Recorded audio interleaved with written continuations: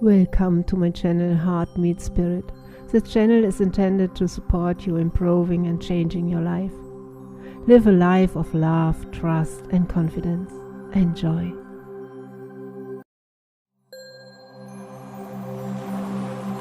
Uh, 70% of the time, people in their waking lives, they live in a very protective state. They live in a state of stress or in a state of survival.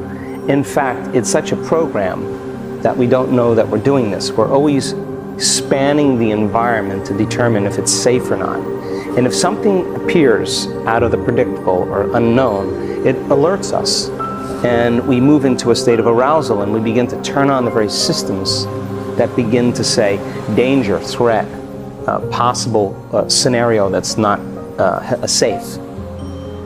And when that happens, we literally begin to anticipate an outcome. And when we do that, we're always preparing for what could go wrong. And we begin to create the emotions ahead of the experience of what happens if it goes wrong, whether it's fear, anxiety, worry, sadness, pain. When we do that unconsciously, that's what a program is. And that becomes the habit. So if you're living in a world where men have to provide and show a certain amount of success and be competitive, then you're not going to open your heart. It's not a time to do that. It's a time to survive and thrive in an environment. And yet, in our work, I see men that if they practice opening their hearts, and it's just being a child again, being a boy again, being curious, being wondering, being free, allowing yourself to let go. And for men, we have to lay down the very thing we used our whole life to get what we want, for something greater to occur. Now, the side effect of that, when men truly do this, I've seen them instantaneously heal from things, from serious heart conditions where they couldn't take more than 40 steps without having an angina reaction, severe chest pain, to stage 4 cancer. The house of cards, when it falls, energy moves into a different place, and the body begins to release 13 or 1400 different chemicals that begin to restore and repair the body. So to the intellectual mind, if a man begins to understand that when they open their heart, they could heal. When they open their heart, they can lead from a different consciousness, that it's actually an advantage, and they understand the science of why in their rational mind, then they go after it. Now they're in hot pursuit of it because it makes sense to them.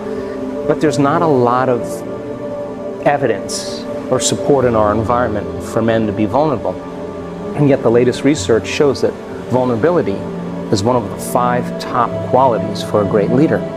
So when men begin to think this through, they start to slowly by slowly, just like a flower blooming, petal by petal, they start trusting a little bit more, they start opening up a little bit more, they start getting happier, they start breaking down the wall, the facade that they've created to have an appearance of being a certain way for the world, and yet feeling so empty inside of them. They start realizing that the joy that they want never came from success, never came from wealth or popularity or whatever men do, but it really comes from within. So we give them numerous opportunities to practice, numerous opportunities to connect.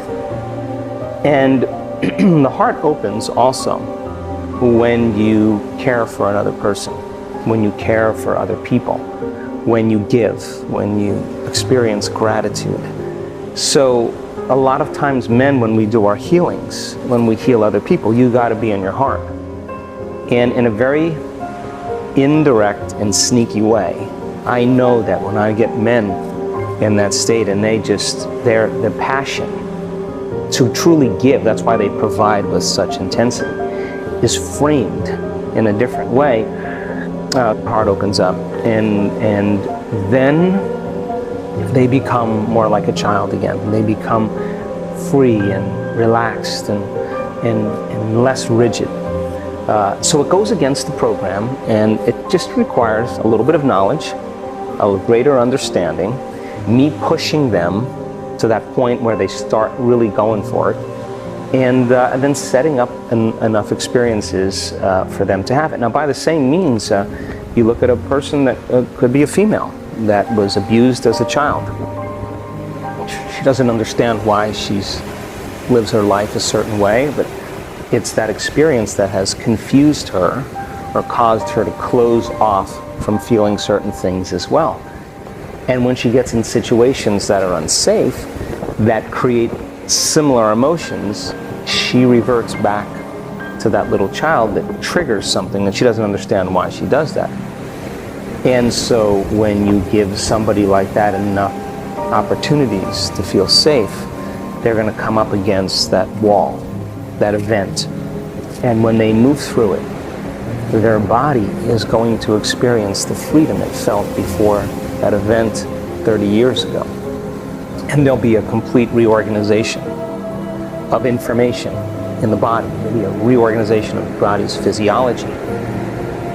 So then when you see a person then stand on the stage, who's a man who's in his late 60s, who has a severe heart condition, and he tells his story of his struggles and how hard it was for him to open his heart and how unhealthy he was and all the things he did medically, all the things he did with his diet, matter to matter, all the things he did with psychotherapy that really helped him to understand why he is the way he is, but never really giving him the instructions, the formula of how to get out of it.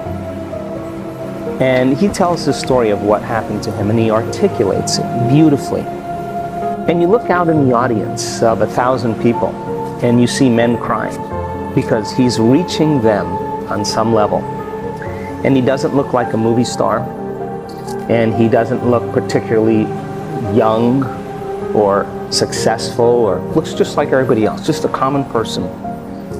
And he tells the story of what happened to him during the walking meditation, and how he experienced in one walking meditation that he could walk the whole entire beach for the first time in 20 years without any chest pain. And he was doubting, like, this can't be. What happened? Well, he got so involved in becoming a different persona, a different personality, that he left the old person behind. And his body was believing that he was literally in the new life.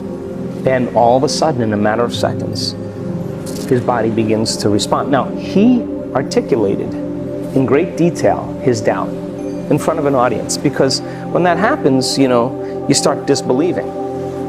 So he goes out the next day and he says, now that I can walk, today is the day. Why not become somebody else, to become my future self? So now, in the same passion he did to provide for his children, to provide for his family, to create a good life for himself and his loved ones, he goes out with that same passion, but he directs it inward to himself. He walks on that beach. I was standing right next to him. He says to the audience, in one moment I felt the level of love that I had never felt in my entire life. And he said, and then I heard somebody screaming. And then I realized it was me. That I had never, the energy that was in my body caused me to, I had to let it out. And he said, and I had never felt anything like, I was standing right next to him. And he tells that story to 1,000 people. And I'm watching the men in the audience moved out of their normal self. Not from some Hollywood production, not from some movie, but evidence right in front of you. It's like the 4-minute mile. Once the 4-minute mile is broken, or was broken, everybody started, in a matter of weeks, everybody started breaking the 4-minute mile, because we crossed the level of consciousness, a limit, and that was permission for everybody to believe it as well. That's what's happening in our work. So men then, when they watch a man have that moment, that's all they need, is once they see it, there's evidence, then not only do we leave a footprint in consciousness that another man can do it, a step for them in the field to step into, but when there's evidence in three-dimensional reality, you cannot forget that person. And you say to yourself, well, if he can do it, I can do it. And if he's 66 years old and he couldn't take more than 40 steps, and I'm got a bad knee, or I'm walking with a crane or a crutch or whatever, well, hell, all I got to do is do what he did. And all of a sudden you have these people as a community beginning to unify, a living organism, a species of human beings that are beginning to understand that there's more things that are possible. And all of a sudden it becomes a collective consciousness, and then the miracles keep happening. So all we need is that one person in the beginning.